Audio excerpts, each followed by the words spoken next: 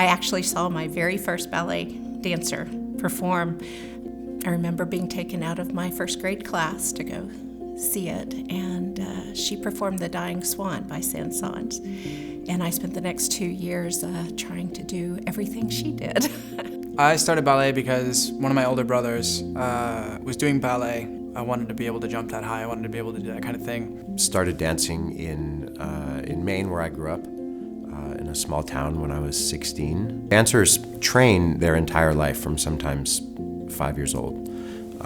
It's a very short windowed career, and most often they're not paid very well. I kept seeing all these beautifully trained dancers that were either having to leave the state to dance professionally or just give up dancing. My goal with the company would be to meet that challenge and provide them with an opportunity that might be something a little more full-time, year-round. I went to a performance and ran into Mike Bedford with the Singing Men of Arkansas. So we met, and I told him about wanting to start a company, and he hired my company for their Christmas program. I didn't have a company yet.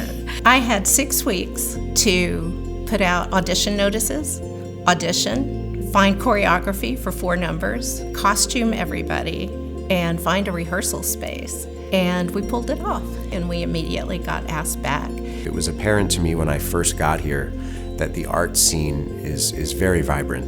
The only gap that I saw was in professional dance. So the first round of funding that we got from the Walton Family Foundation was for a 6-month pilot project called Dance Anywhere, Everywhere. Our goal with that project was to get dance in front of as many people as possible, to take it out of the proscenium. For a very long time, dance has been sort of an art form for the rich. If you can pay for an expensive ticket and get into the theater, then you can see dance. So we performed in the theater, we performed in public libraries in front of children, we performed even out in the street, trying to meet people where they're at. In that 3 months, we did over 40 performances, which is pretty astounding. And so I think it's really exciting for us to get to add to that ecosystem. What we're kind of really striving for is having an audience feel something that they don't normally feel. I think that's one of the most rewarding things, is when you can really push out emotion through people and through your own emotion and your movement. If you talked about arts when I first came here, people didn't have a lot to say about it one way or the other. And now everyone's like, what's going on this weekend?